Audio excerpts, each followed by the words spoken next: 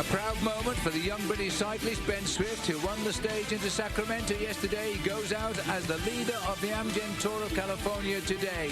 He's on his way to Modesto, and that's next on Versus.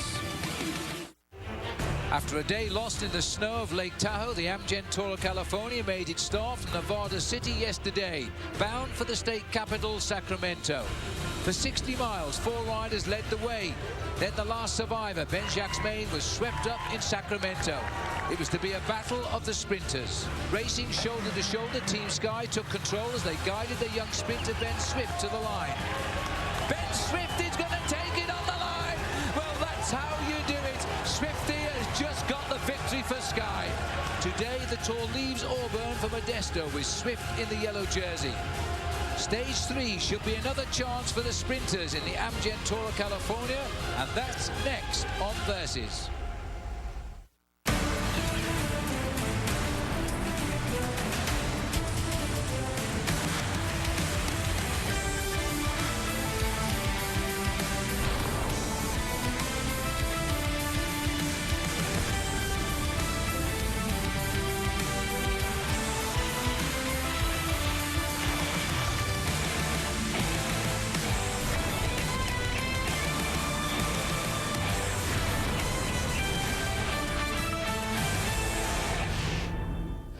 The beautiful old town of Auburn welcomes the start of Stage 3 of the Amgen Tour of California as the riders now make their way on a long, basically flat ride down to Modesto, where they've been on previous occasions. There's a big crowd waiting for them too, and I'll give them a big cheer when they get to right where we're standing. Hello everybody, and welcome to our coverage of Stage 3 of the Amgen Tour of California, brought to you by Amgen Breakaway from Cancer. I'm Phil Liggett, this is Paul Sherwin. Well, to many of you must have wondered who on earth Ben Swift was yesterday, a young English rider, 23 years of age, taking out the victory. We can tell you a little bit more about him because he was no secret to us, was he, Paul? No, he wasn't. We saw Ben Swift in the early part of the year take out 2 stages of the Tour Down Under in Australia, and since then he's gone on to better things. And so Ben Swift has now won 5 races this year, and I think there might be more to come. And this is how Ben Swift did it in the streets of Sacramento. On the left of the picture, he's got 2 teammates taking him towards the line. World champion on the right-hand side, Tor Hushoff, has nobody in front. He's got to ride this sprint all on his own. The idea of a lead-out is when you see Ben Swift's teammates, they peel off to the right-hand side, opening up the gap, the gate on the inside for Ben Swift to come up through. Still on the right-hand side, there's no men alongside Tor Hushoff to help him out at all, and that gives Swifty a great opening lunge to the line, and that's how he got himself the stage victory in Sacramento. And so as he got to the line there, you could see that Tor Hushoff was isolated, nobody in front of him. He had to make a long effort, stuck out there in the wind. He gave up and slipped away, the world sprint champion, while it was Swift himself with that final burst of speed. Having shed himself of his 2 teammates, Heyman and Henderson, he was free to fly, and boy, did he really turn it on in style as he headed up to the line. So he gets the win here in Sacramento, while everybody else goes now out and line astern. He gets a small win bonus of 10 seconds for doing that, and 6 seconds for the second place rider, and 4 seconds for the third man to cross the line. So let's have a look how that makes up in the Michelob Ultra overall standings now. Ben Swift, just by that few seconds of win bonus, is just ahead of Peter Sagan.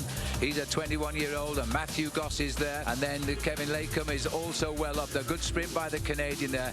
Looking further down at some of the notable riders here, Tor Hushoff in 7th place there. And Taylor Phinney had a great sprint. He crossed the line in 8th. Some notables for you here as well. And Horner at 10 seconds. That's just the win bonus, of course, given to the winner of the day. Leifheimer's there as well. And looking a little bit further down, there are a few bigger gaps here because they did split time the peloton in the line. So Andy Schleck also there at 10 seconds. So that's the situation as we start to look forward to joining the action now as the riders make their way down to here in Modesto, where the rain, by the way, breakaway has just started. Now there is a breakaway on at the moment. The course they faced rather is basically flat course here, Paul. Riders at the start were saying though they think a breakaway might succeed. Well, it's a great day for a breakaway. Started from Auburn, they dropped down from 2,000 feet down into the valleys, and it's a very, very flat road down towards the finish. I have to say, probably the most dangerous thing today, Phil, as we go through 3 sprint points out on the race, the most dangerous thing for the riders is going to be the crosswinds on the finish. Yes, that's absolutely right. Let's have a look now at the profile. Not a lot to show you here. This is not up in Lake Tahoe, is it? It's pretty flat all the way, racing not too far above sea level as the riders come through some wide open countryside, and that's what Paul is indicating. It is the wind really which could be the problem. Let's have a look at checking the stands courtesy of Rabobank. This is our 3rd visit here to Modesto. Tor Hushoff has won here before, but that might be worth noting. Francisco Kiki won here last year, another big sprinter, but he's not here this time around. 144 riders taking the start today.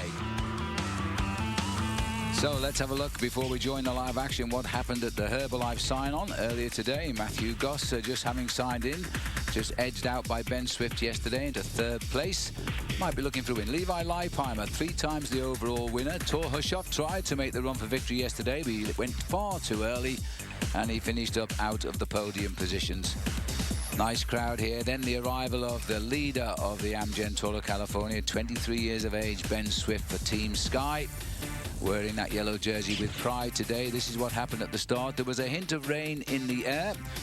Nothing like what was happening about 200 miles behind them, where the snow was pumping down into Squaw Valley. Riders well clear of that. Big Johan van Summeren, winner of Paris-Roubaix, in the centre. As soon as the flag was pulled in at the neutralised section, these riders broke clear of the field. 7 men getting away here very, very quickly indeed. And then there was the first of a few tumbles out on the course. This is the worst one, happened not too long ago here. Ouch! A nasty little looking roll there for Jesus Del Nero Montes, the Spanish rider on the German NetApp team. I think his front wheels got stuck in the crack, which we often refer to as the Valley of Death, down the centre of that concrete. And this is the last we saw of him when the doctors came and chatted with him. But as far as we know, he's okay. And this was the end of Phil Gaiman here as he got dropped from the breakaway. The man from Ellicott City in Maryland. Peloton now looks as though Team Sky beginning to get control again now. They want to bring it back together for this man, Ben Swift, to try and turn it on in style tomorrow. Well, if the Peloton didn't know him, most of them did, they'll be ready for him this time. Let's have a look now. The weather is not what it normally is in California at this time of the year. Remember, we moved from February for better weather. Well, we've got the same weather we get in February. 59 degrees and rain showers. Plenty of snow in the high Sierras, but we've left them behind us. If we look at these beautiful pictures coming to you in high definition. Now, we've had 2 sprint results already on the way, so we'll show you the result of the first one. Came after 17.5 miles. Jan Barter from the Czech Republic getting that for NetApp. Phil Gaiman, who's gone from the break now, was 2nd. Andy Jacquemain, his brother was in the break yesterday, Ben, 3rd. And in the second one, it was Barter, then Christian Meyer, and again, Andy Jacquemain. So this is the situation in the Herbalife point standings now. Ben Swift, who got most for his win yesterday, still ahead of Sagan. Barter comes into the frame now with 10 points in 3rd. Equals Goss, who finished 3rd yesterday. Kevin Latham also in the frame. So 35 mile an hour is the speed limit on this particular highway, and these boys aren't going to be too much below that right now. Well, there's a lovely picture, Paul. It looks as though it's going to be lovely scorched heat out there, and it isn't. It's freezing. No, this rain, this weather really has changed quite a fraction. It is again starting to come down. 3 minutes and 35 seconds the advantage with 40 miles to go, 60 kilometers of racing. And we can just see here that rider from NetApp, Jesus Del Nero Montes, is battling to get himself back into the main field. Yes, and well, he sat down there quite a long time, I think, and you can see his legs, they're coloured up a little bit now, so it looked a simple fall. But how often do we say, Paul, these slow motion simple falls are often the most serious? They are the worst crashes because you actually go down very hard and you don't have a chance to even try and control it. When you're at speed, there's always a possibility that you can drop the bike and slide it, so most of those injuries then just become superficial. But it's the slow crashes that really are the most painful. And you can see here that Jesus Del Nero Montes leaders at the back here. He's struggling to stay in contact with the main field. And you can see the crosswinds are having a big effect on the front end of the main field, and it's Team Sky, and that was Kurt Adler-Arvidsson whipping up the pacemaking. Tell you what, these boys are getting down to business here. 41 miles still left to race, but they are now turning the screw a little bit tight. That's about 66 kilometers. All the colored leaders' jerseys. We have the yellow one is safely in the big pack at the moment. The green one, which is the Herbalife sprint leader, that's also riding in the pack. And also the best young rider jersey. Nobody of the leaders of the classifications of this race are out in front today, but it can change so quickly because it's only day 2 of actual racing, although it's stage 3 of the Tour, and you can throw a blanket over the whole lot of a few seconds. This is Team Sky. Their job now is quite clear. There's not many more stages that the sprinters will have on this year's Amgen Tour of California, because it's starting to go uphill. This, we think, is the toughest route ever drawn in the 6th year of the event. Well, just noticed at the front there, NetApp were covering the moves, but the team that really need to get themselves organized today, I think, are HTC High Road for that win. Just watching the rise now, the peloton have really turned up. You see, we're down to 3 minutes and 25 seconds at the moment. Long, empty roads, constantly changing direction, though, so the wind will be shifting head to cross all of the time. The peloton now compact again rather than a straight line. Indication there of a change of wind direction. We'll see in a moment.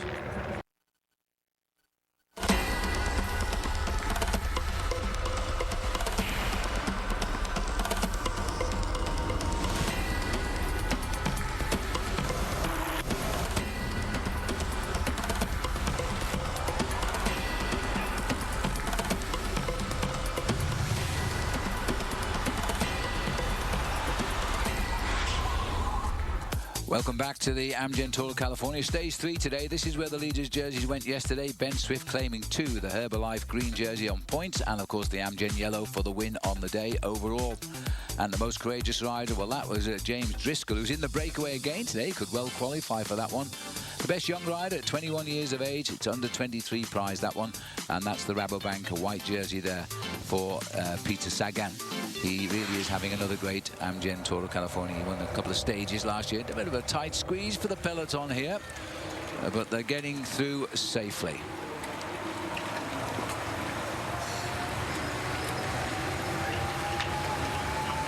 All breathe in there, Paul.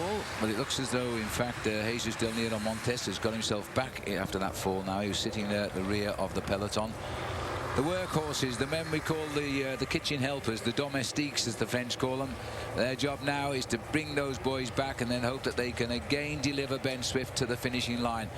They're wising up surely, Paul. Swifty can't make it 2 out of 2, can he? Well, he will try, and he's obviously going to be quite relaxed about the fact he's already got himself a win under his belt, and that's the important thing as we look at these 6 leaders.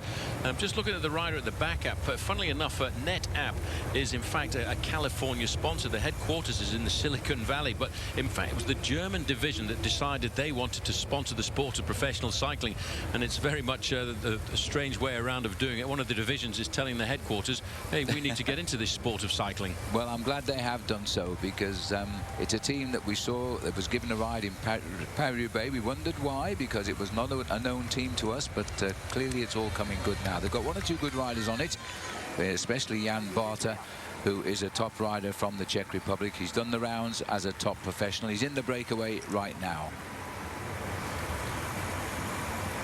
Just looking here at the concentrations. That's one of the Velets boys just gone by. Martin, gone by our picture. Now, yesterday we had we brought a new prize onto the race now. We give a red cap presented by Rafa Clothing to the last rider each day. And yesterday it was Nick Hamilton who crossed the line last because he had a flat tire. So here he is now talking with Bob Rowe.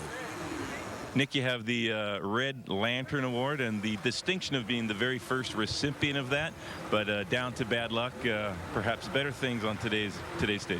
Certainly, I mean, someone's got to have it, and I mean, I guess it's got a little history in itself, the Lantern Rouge, so kind of cool, but we're gonna definitely look to change that in the next couple of days. Today's another flat stage, so try to bury yourself safely in the pack to avoid the distinction at the end of today's stage.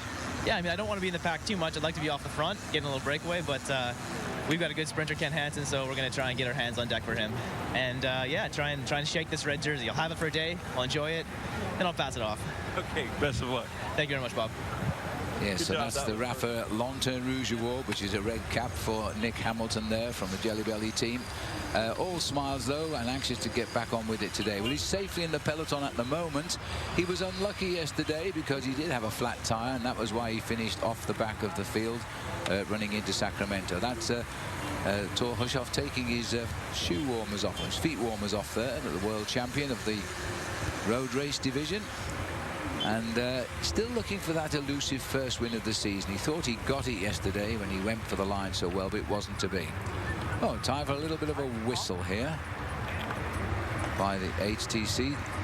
Now, we've just gone past Ben King there, the Stars and Stripes jersey he was wearing. He's the USA road racing champion. This is the proudest race of his career so far. He's showing off the championship colors in the Tour of California. We're looking at a very young face here, Paul. He's been racing at the highest level as far as championships are concerned since he was 15 years of age, Ben Swift. He was winning on the track. He's been very close to being a world champion on the track. He's got a host of medals. He was 4th in the under-23 road racing championship. Katusha spotted it. They signed him. Sky spotted it when they came on the scene, and they took him off Katusha. And the result is now, here he is leading the Amgen Tour of California. On the far side, a good man to look after Ben Swift, Matty Heyman, himself a former Olympic gold medalist in the road race, and a man I think most riders would like to have as part of their team because he is an extremely strong bike rider. Moving to the front of the pack, it's Bert Grabsch here from Team HTC. He can sit at the front end of the main field for kilometre after kilometre and tap out a fairly impressive pace. Well, you can always recognize Bert Grabsch because he pedals so much slower than everybody else. He trundles these very, very high gears, but he certainly does it to great effect. Now, let's see if we... what happened to the race? Oh, there it is, coming over the top of them. That's a nice, nice television shot, isn't it, as we see the leaders come over the top here, being led over by Mike Creed of Kelly Bennett. He's by far the most experienced man in this breakaway, Mike. And then a figure we're getting used to now coming through. This time it is James Driscoll of the Jamie Sutter home squad. Always looks as though he's labouring his way through, but he's a very effective bike rider here. Meanwhile, back in the peloton, chance to look at the scenery for Thor Hushoff as he talks to Andy Schleck. We'll take another break. By the way, we've just seen a bear. See you soon. And welcome back to California in the month of May. Not quite as warm as it should be. It should really be around 80 degrees here. But today it's a chilly mid-50s as the riders head towards Modesto on a long ride today of nearly 122 miles. Still got those 6 riders out in front. And there, as we look now at the Liquigas team, the stage being brought to you today by Amgen's Breakaway from Cancer. This is Martin Velits on the front now for HTC High Road. There's the Highway Patrol around the far corner there, Paul, doing another great job as they look after the riders. They don't get the experience of Europeans in shutting down the highways for a bicycle race, but they do an extremely good job.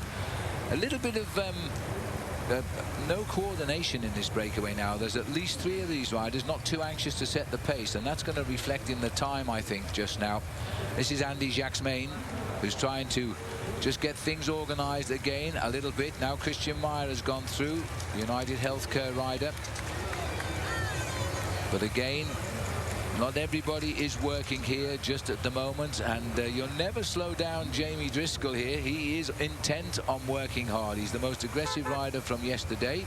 That's Mike Creed, the most experienced man here. He's won 22 US national championships throughout a star-studded career. He's 30 years of age now. Mike comes from Colorado Springs, and this is Andy Jacques-Main standing with his brother And I'll defy anybody who doesn't know them very well to say which is which. Well, it's just quite easy because Ben Jacquemin's got a little bit of a moustache at the moment. Oh, so that helps. That's a good clue. That helps first thing in the morning. Well, despite the fact they didn't get the victory yesterday, HTC High Road are very keen to come to the front end of the main field, and they're never scared to do any pacemaking at all. Matty Goss in third place overall, and a victory today for him could put him right back up to the top spot in the overall standings. Liquigas there, rushing up on the outside, trying to reorganise perhaps and give a hand in the chase.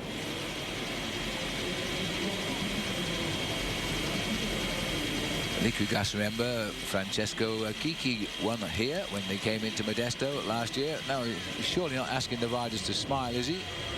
As they continue on their way. Well, at the start this morning, one of the riders in the Liquigas team is American. This is a huge chance for Ted King. He's also on a very, very special bike, which was given to him by the sponsors of the team, Cannondales. Here he is now talking with Bob. I'm here with Ted King from the Liquigas Cannondale squad. Ted, you haven't raced in the States for a while. You're looking forward to the Amgen Tour of California this week. Definitely looking forward to it.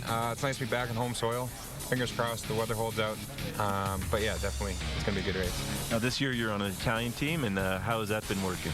It's so far so good. I'm really liking it. You know, obviously New Jersey, new colors, but you know, it's a simple sport. So at the end of the day, we're just racing bikes. It's real good. Cannondale's bringing a new frame to the Amgen Tour of California, and you've had a chance to ride it a little bit. What are some of the attributes of the bike? Yeah, it's been a fun sort of evolution through the spring. I've been on a few of the prototypes, and so what I'm on now is the Cannondale Super 6 Evo. First thing straight off the bat is just how light the bike is, but on top of that, you feel a really good balance of the comfort and stiffness. You know, long descents, long climbs. The bike really, truly does it all. The Amgen Tour of California will be up in the Sierra Mountains. You looking forward to pedaling this bike in some of the twisting descents and long climbs? Absolutely. Yeah, I've been up here a week, you know, testing out the roads and testing the bike out. And it's going to be awesome. All right, best of luck. Cheers. Thank you. Yes, thanks very much, Bob. And Andy, and there he is today, riding towards Modesto. When Bob did that interview, by the way, the day before the race should have started in Lake Tahoe, you could see the weather was beautiful, but the snow came, and Andy never got to check, Ben rather, never got to check, Ted never got to check that bike in the Sierras. Never mind, he's got plenty of hills ahead of him, and we'll see how that goes from tomorrow. So 6 riders holding out in the front at the moment. We've lost Phil Gaiman of the Ken the 5-hour engine team. He slipped off the back. He was, I think he was the youngest rider in the break. He was at 24 years of age, the boy from Ellicott City in Maryland. Andy Schleck having a conversation with somebody on the motorcyclist here. I can't imagine what he might be asking. These are the boys who will give them spare wheels. I think he's looking for his... Oh, he's got a flat front tyre. Well, that's simple. He needs a front wheel. Well, you notice how he was not panicking at all, and that's the art of a top professional bike rider. Just ride along on that rim. He doesn't have to worry whether or not he's going to ruin the tyre. He is waiting until the moment when his team car comes right up alongside him, and that's when he'll pull over to the right-hand side of the road. He'll stop, and this is quite a long delay for the team car to come up here. Now, once he stops, let's just see how long it takes. He's indicated, that's the race referee. This is the team car. We reckon he should get this done. It's a front wheel. Let's give him 8 seconds. 1, 2, 3, 4, 5, 6, 7, and go. That wasn't bad, was it, Paul? Well, that's good. Well inside of a 10-second time change. But you see, the important thing for a professional bike rider, Phil, is not to panic. You know, if you get a quick wheel change, you can get back into the main field. You're allowed to use the cars. The referees will look the other way. And there's no panic at all on board Andy Schleck at all by that move.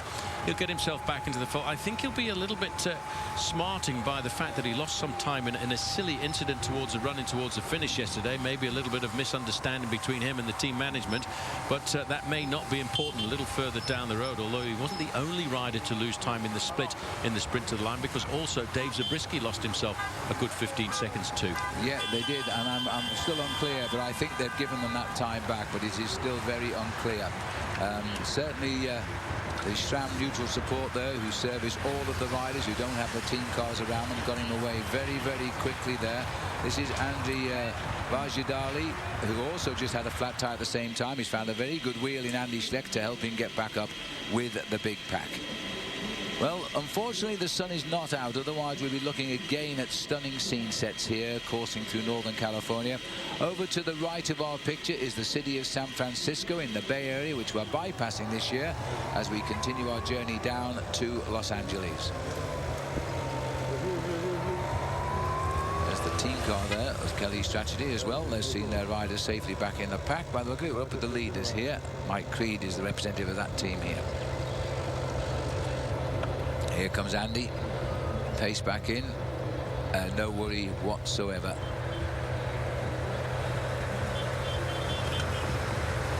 And there's our view from the helicopter. Peloton Compacto now. There was the wheel change for you. Well done to the mechanics. And they're back in the field, and we'll be back after these messages. Welcome back to the roads of Northern California as we head now down towards Modesto. We've still got this breakaway of 6 riders. Meyer, Barter, Andy Jacquemain, Driscoll, Dixon, and Michael Creed are the boys up front today. We've lost the one rider that was with them, Phil Gaiman. He's gone back into the peloton, which is still under 3 minutes now. Now these are the workhorses, and you can see by the direction of the wind it is not very pleasant having to do all of the work here. Ben King is back at the team car, champion of the United States, handing in his wet weather. There's a feeling of optimism amongst the peloton now. They've been taking clothes off at a regular pace all throughout the last half hour, so it is warming up out there. They did say that the rain in Modesto would go away for the finish at last, some would say. That would be Alain Galopin, the team manager in the car there, one of the famous Galopin brothers. 4 brothers actually raced at one time, and Alain being the youngest. Joël, Guy, and Andy Galopin all raced in the 1970s and 80s, and 3 of the 4 became professionals. But I think today, this man we're looking at here, Phil, the American national champion, Ben King, he's learning his métier, as they say in France. He's learning the tricks of the trade. Yeah, and he's very, very proud to be wearing that jersey. It was a very tough race. He was a surprise winner at the time, but yes, he was taking that for sure to be professional champion of the United States. Well, not a bad average speed at the moment, Paul. About 23 miles an hour, not far short of 38 kilometers now. Well, it's fairly comfortable. It will speed up down towards the end. Once again, getting a chance here to look at all of the work that's being done by Kurt Adler Arvesen. A strong boy, a former national champion of Norway, and of course a stage winner at the Tour de France. But here he's doing for Team Sky what Bert Grabsch is doing for Team HTC High Road, just sticking out the pace at the front end of the main field, making sure that slowly but surely they eat into the advantage of the 6 riders who are in the breakaway. Yes, he's a good workhorse, and Sky have taken him over for the value of his experience. He's 36 years of age now, Kurt, and yet he is still riding at the top of his career here. Been a pro since 1998. We're going to see a lot of cattle along the route today. This is a big farming area. As we get down towards Modesto, you might see the vineyards as well, because it's also a big wine-making area too. Well, one of the biggest employers in the town of Modesto is, in fact, the Gallo Winery. They employ 3,500 people in Modesto City and, of course, in the area around here. There's the long flat roads today. We're just literally a couple of meters above sea level for most of the day today. 51 kilometers still to go, just on 32 miles still to race, so about 45 minutes, 50 minutes if as they're speeding up towards Modesto. Dmitry Muravyev from the front to the back. He's put on a lot of pace here. He's 138th overall in the standings for. Well, that's not important because he's one of the team helpers. He did a lot of pacemaking yesterday on the stage, and he probably sat up towards the end on the run-in, because the guys who are not trying to win the race overall, what they try and do is conserve as much energy as possible. Here's a chance to see a little bit of interesting bodywork there, because they're just looking at the rider from Jelly Belly. He's got an oval chainring, and the idea for that, and I'm not quite sure whether I'm convinced whether it works or not, is to try and eliminate what they call top dead center. Well, as we look at the breakaway here, we saw a lot of movement in that peloton now. The pace has been lifted up another little notch here. It'll reflect in the time, I'm sure. Waiting for the time check to come through, actually. Peloton's gone back into a tight pack. But the wind will be blowing from the left because it's pushing the riders across to the right of the road. And those riders in a long straight line at the back. Oh, I thought somebody had fallen. It was a clash of legs. It's just an optical illusion. I thought somebody had gone down in the dust. But when you look at that line of riders over in the gutter on the right-hand side, that's an indication the pace is really hard, and those guys are actually just struggling to stay in contact. And I have a feeling, you know, one or two of the riders, including, as you said earlier, Phil, Oscar Freire had said that because of this wind, and you look at the way the wind is battering across the main field, there could be a serious split on the run in towards the finish, and that's what the big leaders who want to win this race have got to be attentive of. I am absolutely certain you're right, Paul. The weaker riders will get picked off. Dan Bowman in the spot of bother there, the Kelly Benefit Strategies team in that green jersey. And isn't it funny how much easier it looks when you sit at the front end of the main field? These riders riding in a diagonal line across the road are all sheltering each other from the wind, and once you get to the back end of that line, you try and move your way up to the front end of that diagonal line, staying in the shelter all of the time. Yes, the wind sweeping. The worst wind of a weak cyclist is a crosswind, and the strong men just love crosswind because they can get into it and they can get rid of everybody who's showing any signs of weakness. They do what they call bit and bit. They push the wind, then they drop behind. They reckon you save around 30% in the slipstream of the other cyclists of effort. And these boys are getting all of that now in this breakaway. It's tough.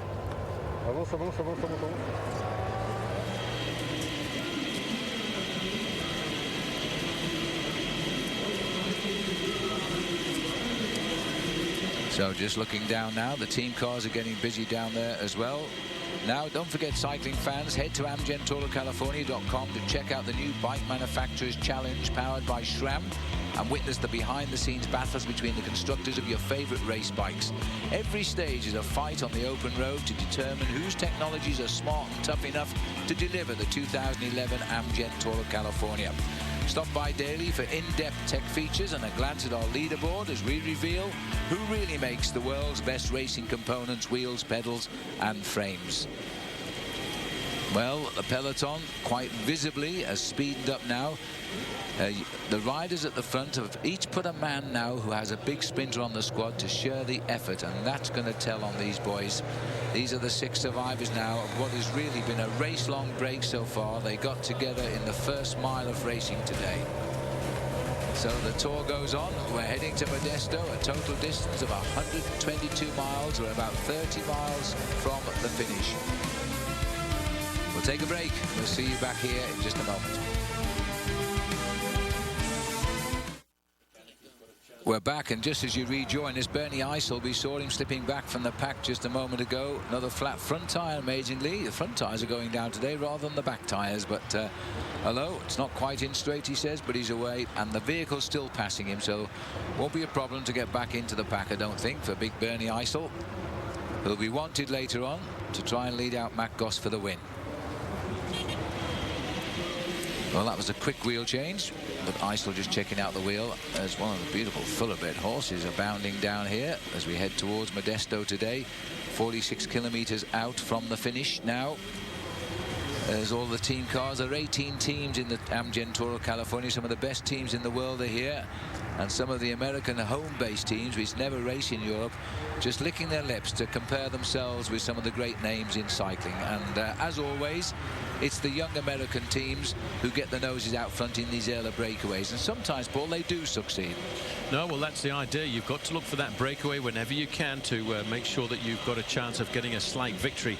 A fair amount of water. In fact, the area around here of Modesto became very famous in its agricultural because of the fact that they stocked a lot of water. They set up these dams and reservoirs way back as long ago as the 1880s, and that's what's helped the irrigation and the flourishing of the agricultural trade around here. Well, there's no shortage of rain, that's for sure, at the moment, because the season is a little bit abnormal. Should be nice warm summer's days right now, 25, 27 degrees Celsius, and instead it is barely hitting 10 degrees.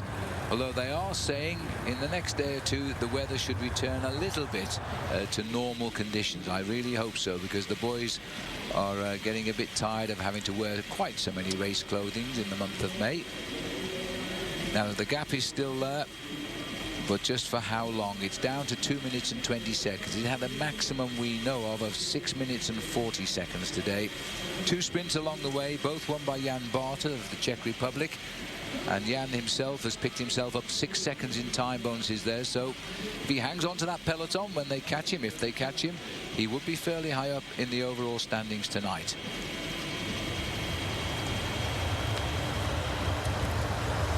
So just seeing here, concentration here. Saxo Bank put a man on the returner, Bernie Eisel, the Austrian here. Very popular, speaks excellent English and well known in the United States.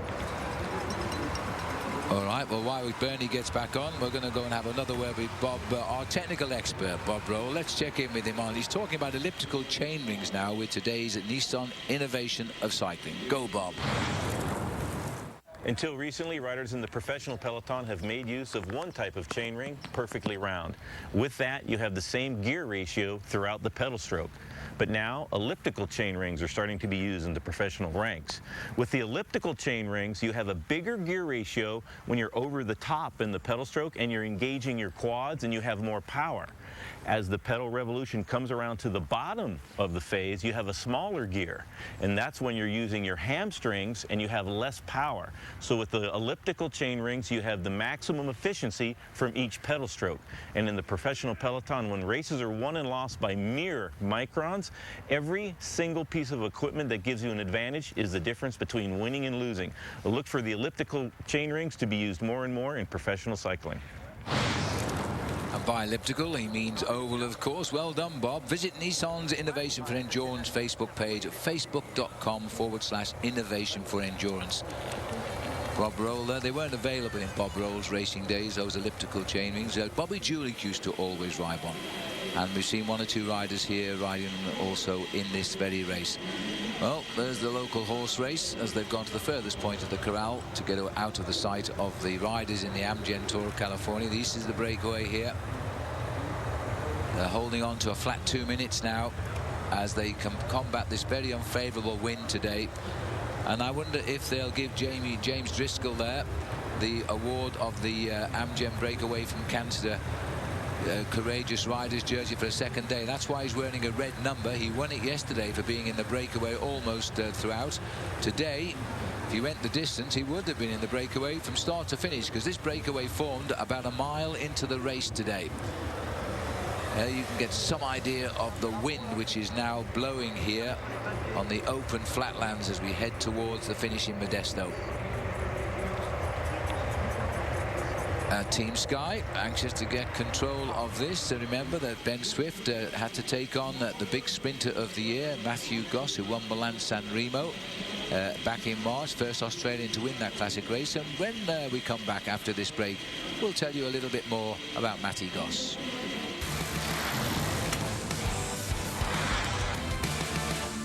This year, I think there's going to be more opportunity and a little bit more support, and I'm willing to take up the challenge, and hopefully I can be one of the guys getting the 10 wins for the year.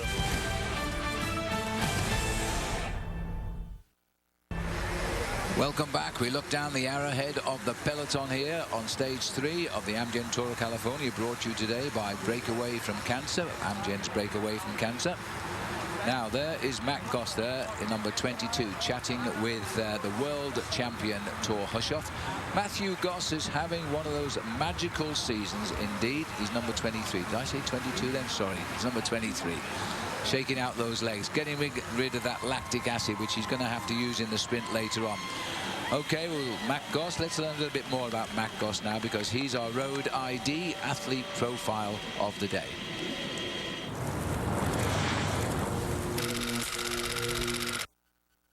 This is a victory for Matthew Goss of Team HTC Columbia. I guess it all started my career when I was very young.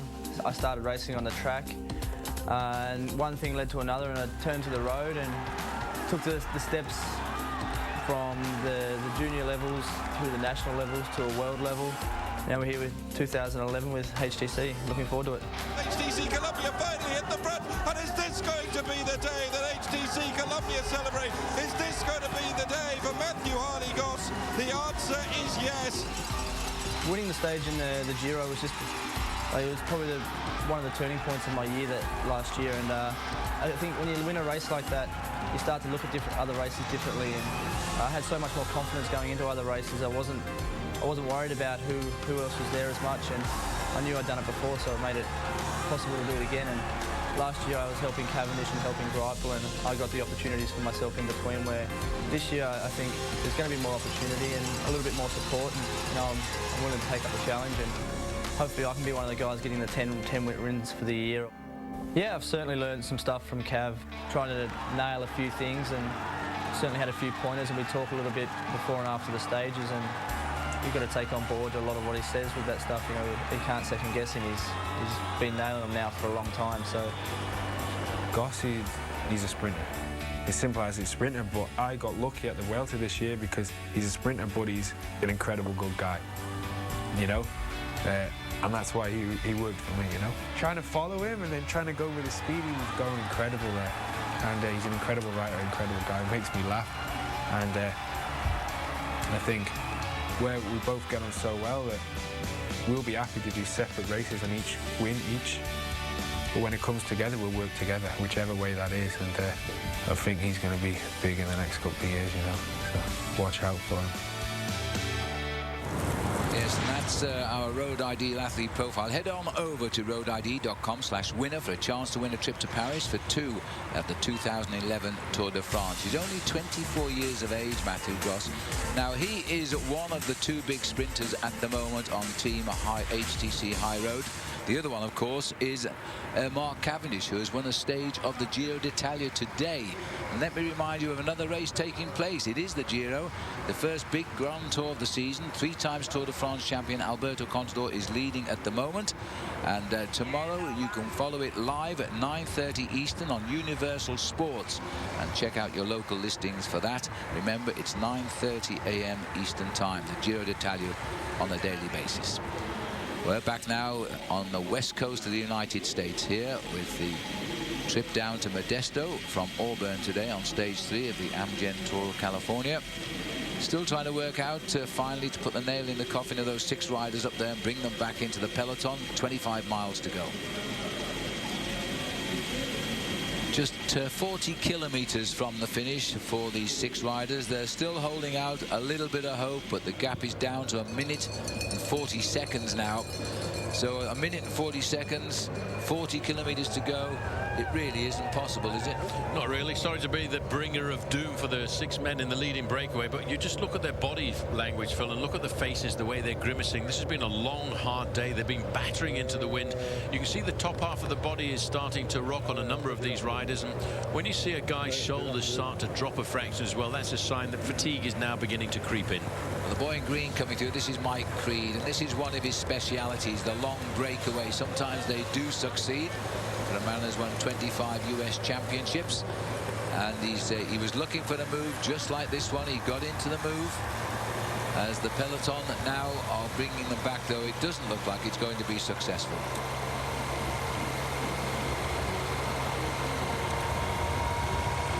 So we've just got a glimpse there of Taylor Finney. This is Andy Schleck being tailed by the world champion Thor Hushovd. Sharing a bit of fun and games together just for the moment. Life isn't so serious when they're this far out of this finish. Schleck won't even be trying to win today. He's looking to the big climb perhaps tomorrow to flex his legs. But number 14 here, he'll be looking for the win today. He desperately wants a sprint victory, Thor Hushovd, because he is the world champion. He's supposedly the best rider of them all, and he hasn't won it yet. Well, the last sprint is 5K or 3 miles away. That's in Oakdale, and that will take us up to 100 miles covered of the 122 miles of the day. So that'll be our next deadline, and I wonder if Jan Barter, who should be in the lead by then, will make it 3 in a row on the Amgen Tour of California show. We'll take a little break and rejoin us in time for that sprint in Oakdale.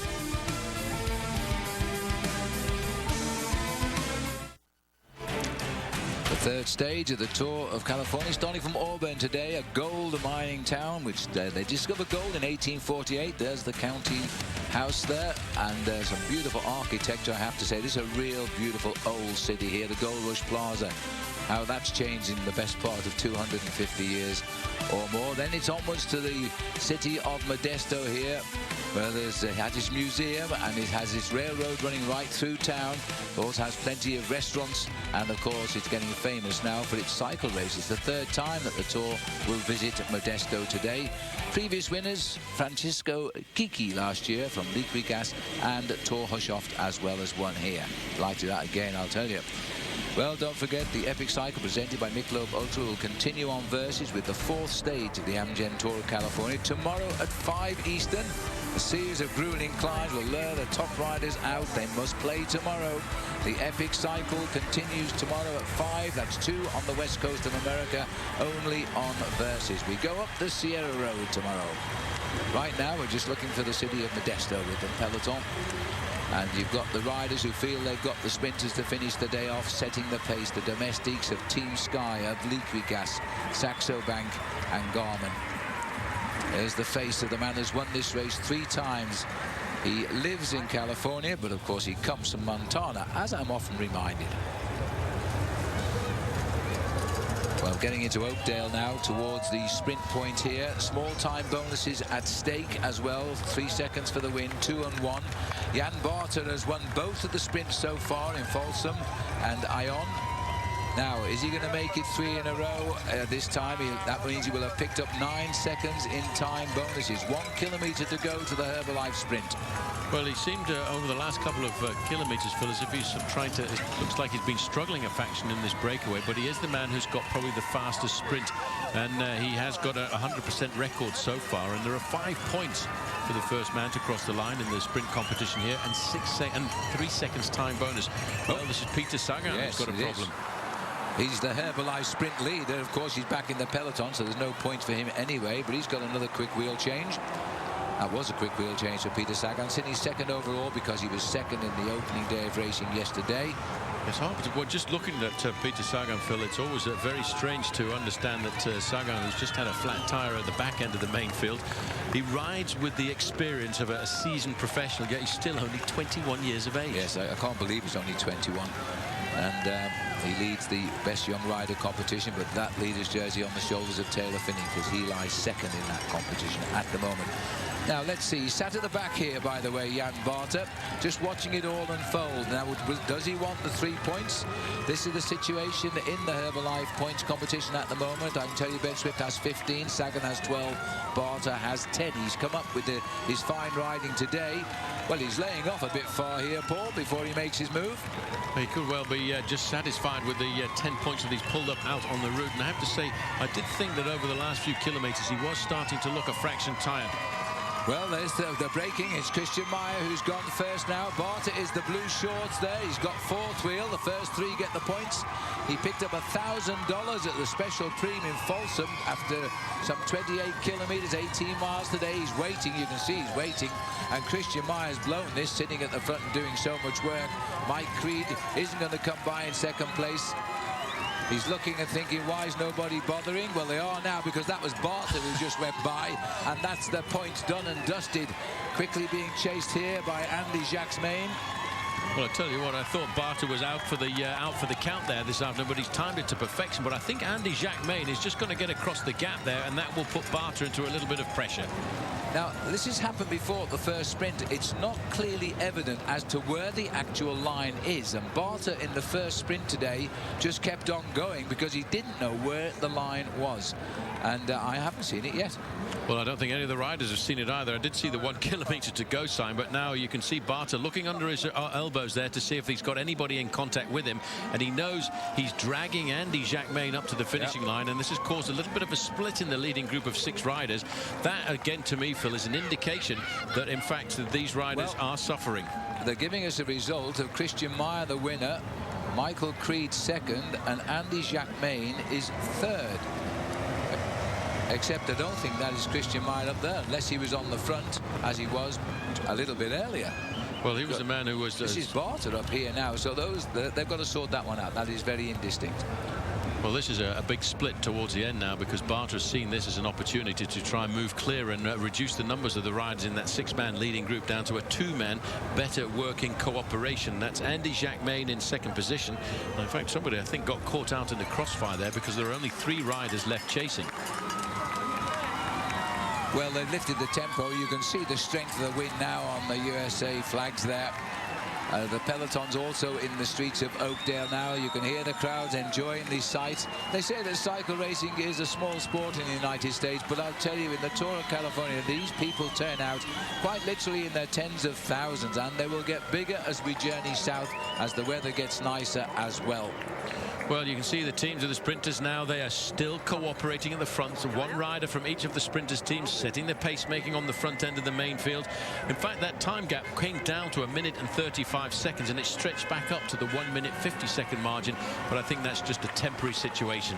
Yes, you often get a little bit of a reversal at this stage of the chase down. But we've only got 3 riders left in the lead now. And they've got rid of 3 of the other riders. There they are. They may rejoin them. They're not that far behind, are they? Well, this is Barter here and Andy Jacquemain. But I think we can show you the moment when they did actually cross the line here in the sprint with Christian Meyer. There is a red line on the road, but I'll tell you what, this has got to be better marked in the future, because these boys just don't know where they're sprinting. But there's the line on the road, and that was victory there for Christian Meyer. See you in a moment.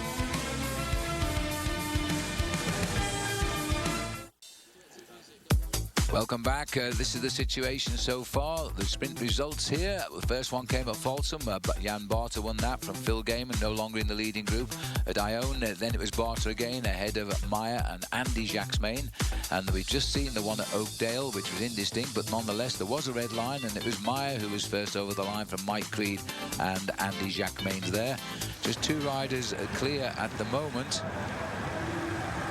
And the boys, I'm not sure, are going to get back on now, because these 2 strong men have decided to push on. They apparently are the strongest survivors of the breakaway, and they want to do something about it themselves. And frankly, it's a good decision. 2 riders, if they can combine well, just a chance, they might hold off this field. They'll be picking up the other riders pretty soon.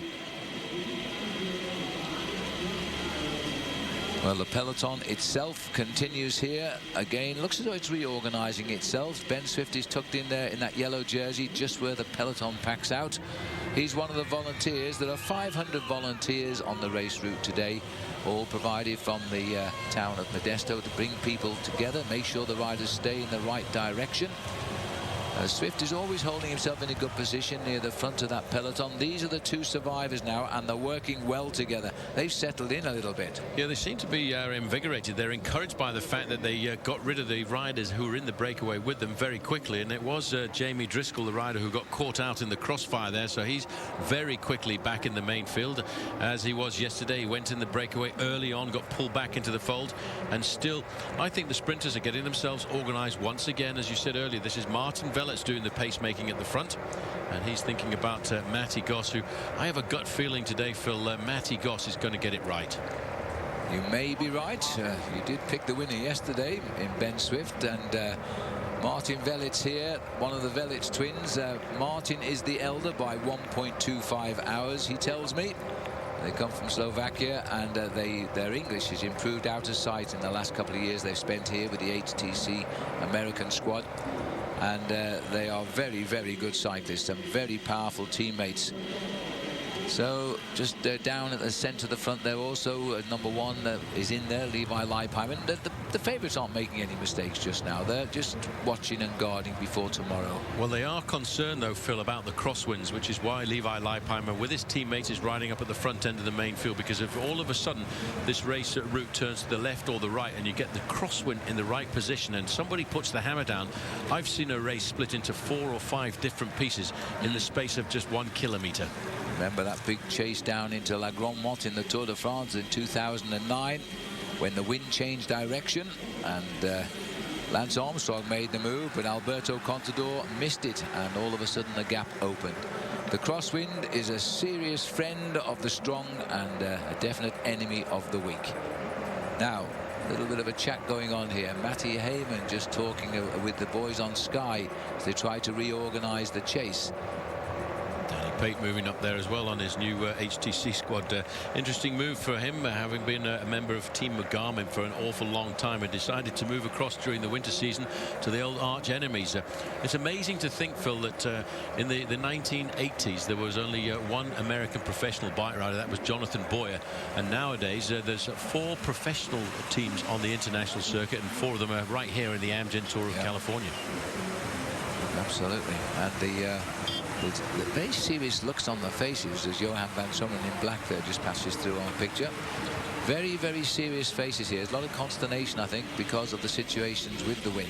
I just have noticed on the back of Johan van Sommeren's bike there's one of these special cameras which we've been using on a number of occasions as the Angus beef trot off. I think they're on their way to market on the top end of the course. So the 2 leaders, they're trying to get as much information as they've got. They're 150 ahead. 150. So these boys are not surrendering without a fight, I'll give them that. And they might even see Modesto before they're swept up here.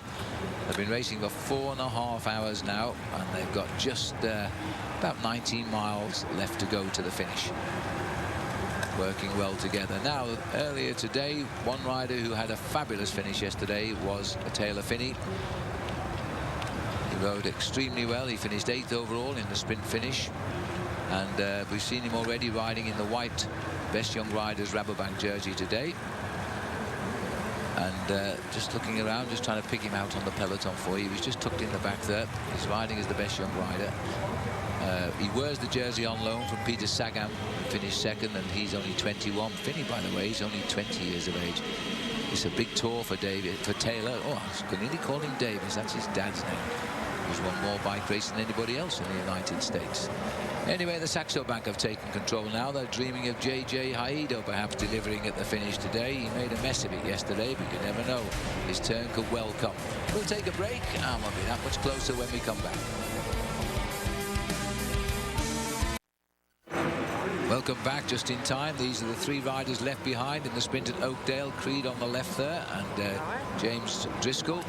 I reckon he's been in the lead today. He must have spent something like 150 miles ahead of the pack in the first 2 days of this race. Now, another problem for Leopard Trek here. Stefan Denefel, Austrian national time trial champion, and another front wheel. I can't think I've ever recalled so many front wheel changes. It's usually the back one that cops it. And a very, very good change by the SRAM neutral officials there. Well done to them, boys. And he's back in the race with no waste of effort whatsoever. Well, fast change there for Denefel, and the HTC High Road now driving at the front. Team Sky are taking a very close interest as well, because they've moved Ben Swift up much nearer the front. You can tell that dog is really enjoying his day out here. He can see everybody, but he's not sure what he's seeing, as he sees Jan Barter and Andy Jacques-Mains working well together, these 2 combined now. I have to say that the Jacques-Mains twins, they're really great aggressive bike riders, aren't they? They're both, obviously the twins, are 31 years of age, yeah. Yeah, they have. They've been on the breakaway on separate occasions, but on the run-in towards the finish, and if you, again, look at the trees here, the way they're bending in the wind, on the run-in towards the finish, once we've left Oakdale behind us in that final sprint, the road zigzags left and right, and look at the wind there. That's why all of these riders are being very attentive. They are concerned about the fact that if somebody all of a sudden puts the hammer down, organizes an echelon or a diagonal road line of riders across the front end of the main field, you could see a lot of riders popped out of the back of this peloton. Absolutely. Looks like the local farmer here has brought all his friends to watch the race go by.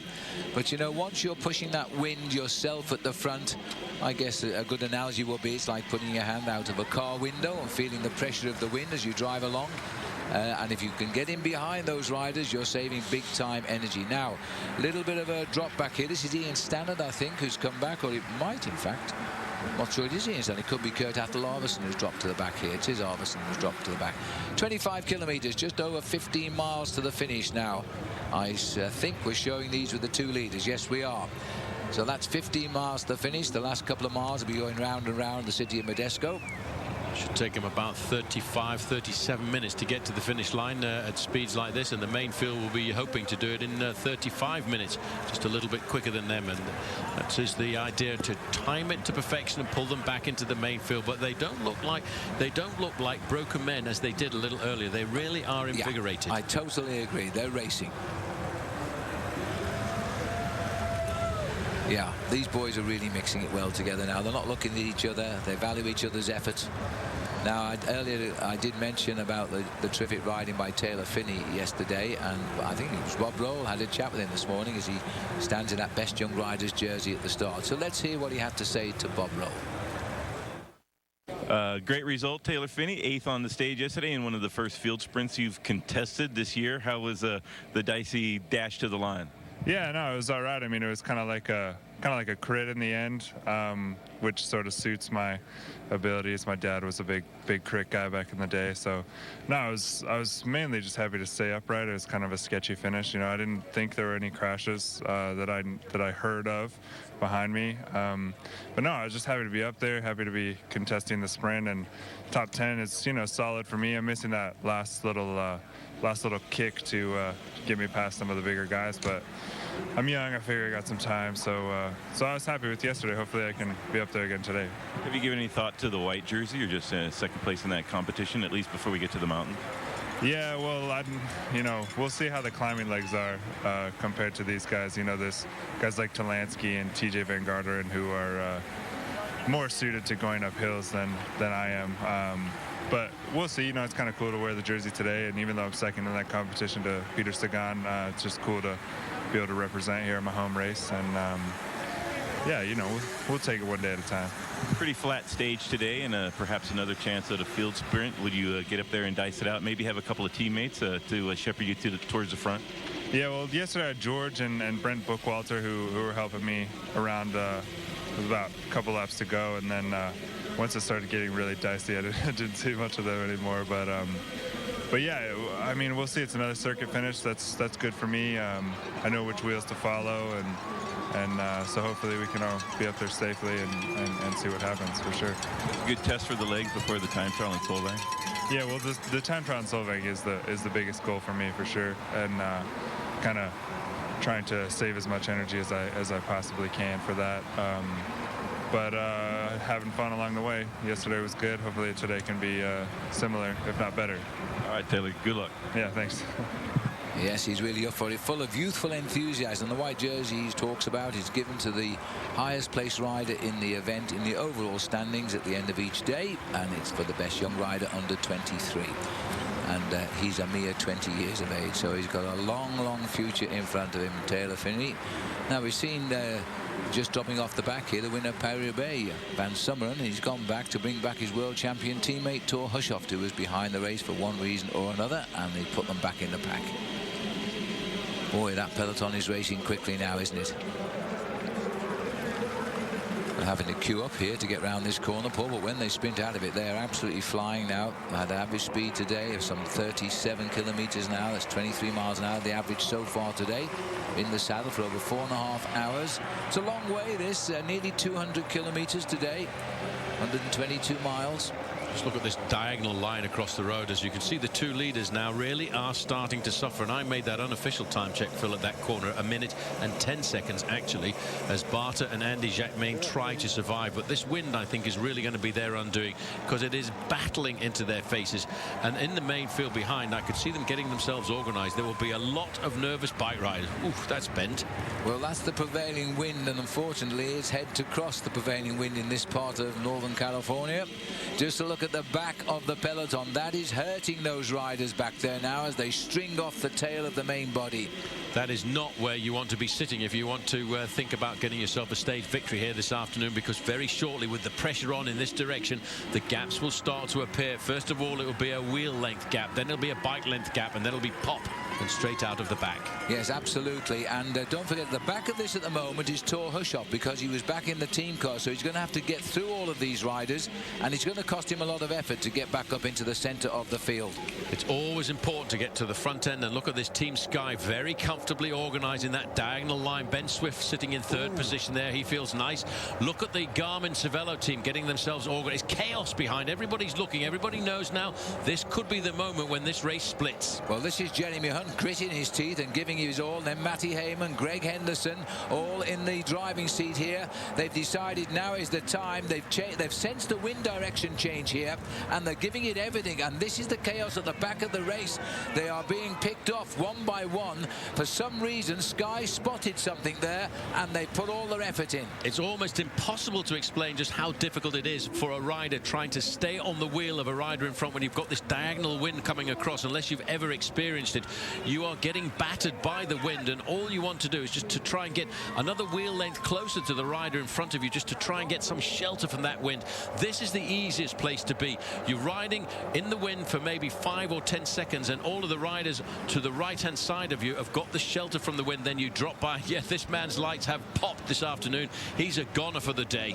Well, you just look up the road there now. The race referees have strict rules here. They won't put vehicles in because the riders would rejoin the pack until they are well and truly exhausted. These are the big teams now getting down to business. Jez Hunter, twice a British champion, trying to do the job for his British team leader and race leader right now, Ben Swift. These are the two men. They've just gone inside now 1 minute, a mere 50 seconds. That's all it is. They are struggling. They are battling for survival, and you can almost see how much easier it is. Look at that Hincapie now in the red jersey of BMC. You don't catch that man out. He is a master tactician. He knows when it's dangerous. He knows when the winds howl in this part of California. You've got to be riding in the first 15 to 20 places. Well, this is real bike racing now. They've turned the screw here, and it's again Sky who's done the damage. There it is. And look at that small pack. Yes, the rest are still there, but they're in a straight line. There's a little body here at the head of this rather large worm, and in this body is about 40 riders who are feeling good, and these boys are selling themselves. Look at the face of Jeremy Hunt here. Great bike rider. Got his first shot at the Tour de France and finished it last year. This is the chaos at the back. The crosswind you see has ripped through the peloton. These boys are just trying to grab wheels now. Anybody's wheel will do.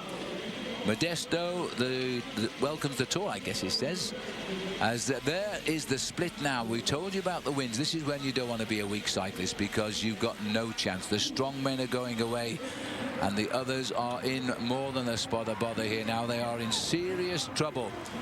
Oh, Modesto loves the Tour, but we know that. It's his third visit that they've come here. And the people really do look forward to it, believe me. We arrive here the night before the Tour, and so we meet the townspeople, and they just love the Tour coming into town. Now, this is a split here.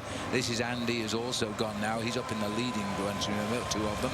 Andy Jacques-Main has now decided it's not going to happen. With a gap of 20 seconds, he's left the Czech Republic's Jan Barter, a 26-year-old, for NetApp, to try and go it alone. He's a very, very good time trialist, actually, but surely not after you've been in the lead for quite as long as he has today.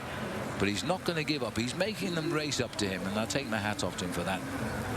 He knows now that Andy couldn't go with him. This is when it happened. 20 kilometers to go, 12 miles from the finish. The crack came,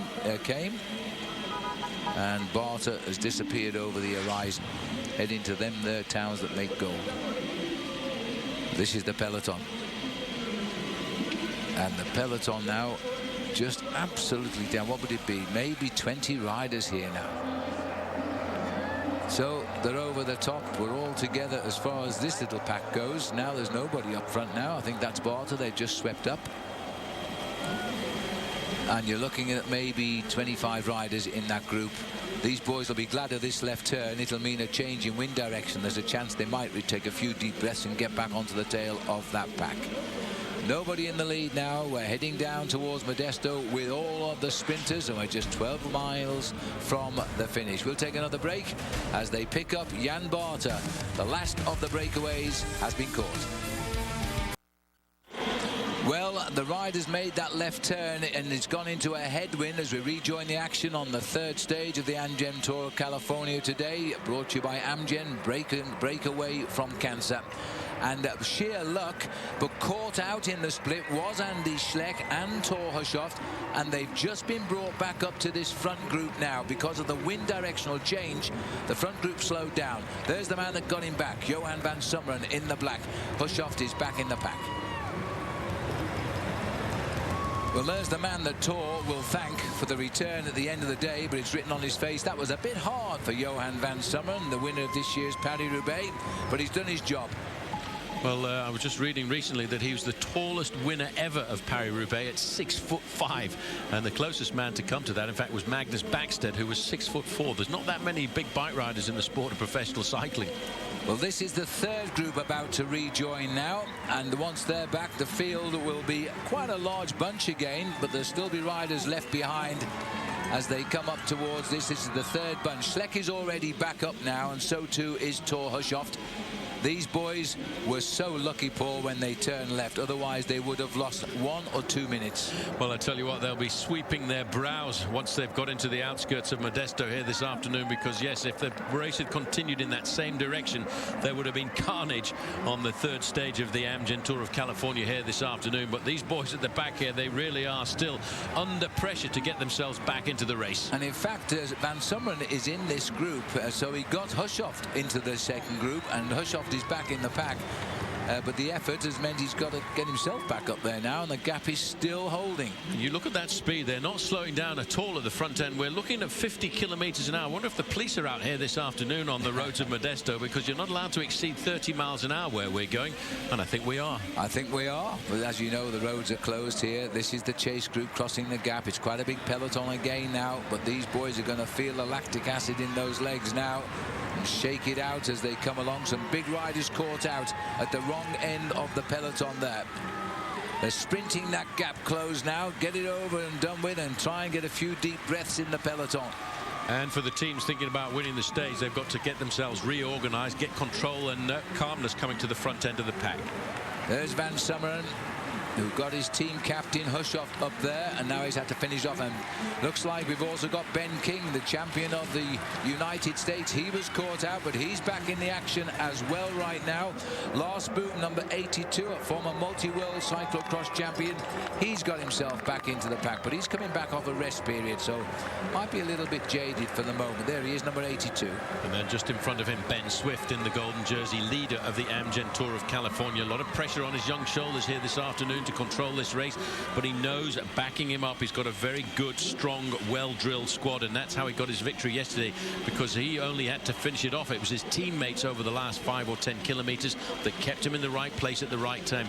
Today, it may well be the day of HTC High Road, because yesterday, I think in the last 2 kilometers or so, they lost their organization a fraction, but they're not the kind of team, Phil, who makes that mistake twice.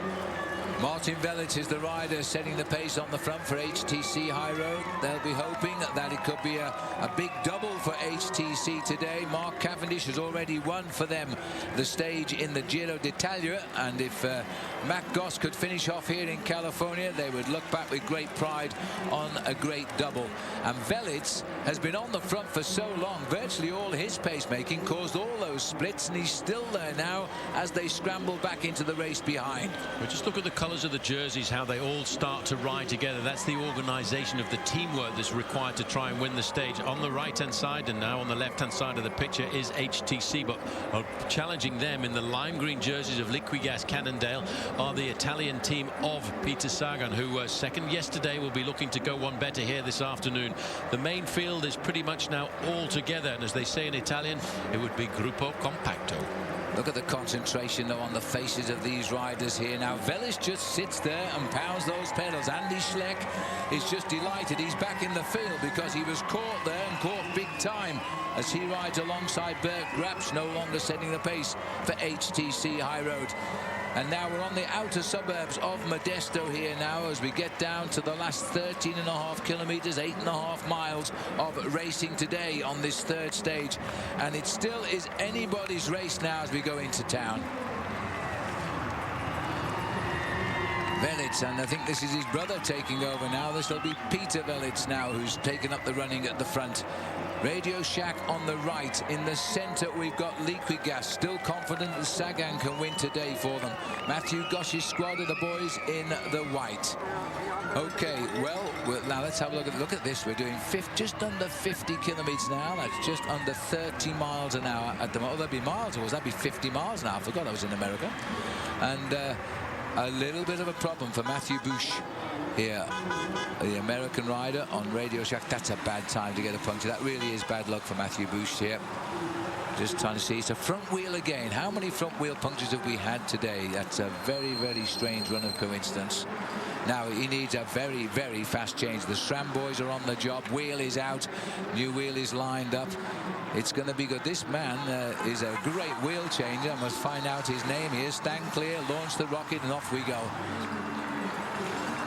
Good, and even his team car was there too for Radio Shack. So well done for Matthew. The car's still going by. He'll get back in the pack.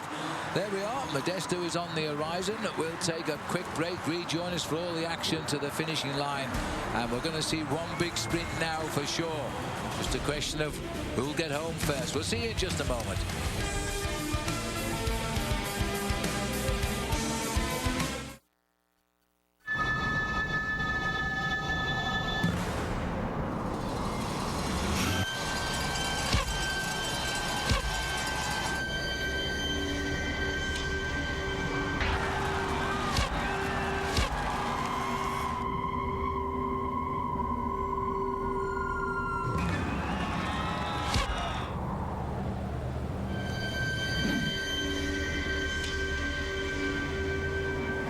We are absolutely ripping into Modesto now. The field is largely regrouped 6 miles from the finish, and the main field is all together. Chris Horner just had a problem. As we get to the 9.5 kilometer, it's indicating it's time for the Drive Electric to the finish. The first and only mass-produced 100% electric car, the Nissan Drive. The field are together. We're in the streets of Modesto.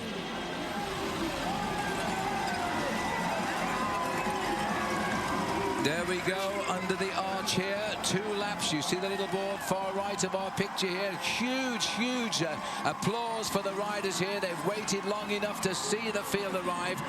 If we hadn't had that change of wind direction, I reckon they'd have seen about 25 riders come through ahead.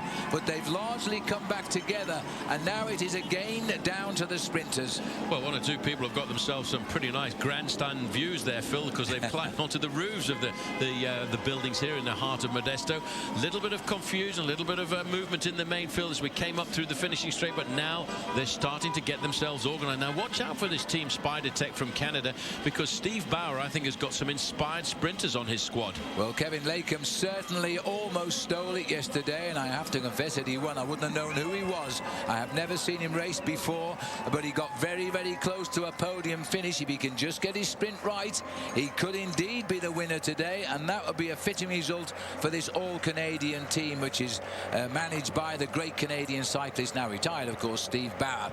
Look at the movement on the right here. Saxo Bank trying to break out of prison a little bit and see where they're going. Good wide streets here in Modesto. They'll keep on sweeping. They're a sprinter's delight. It's a terrific finish line approach as well. And it's dry out on the course, and that will make it a much faster run up to the finish. I have to say, Spider Tech are doing a great job here. They're not looking at any reputations.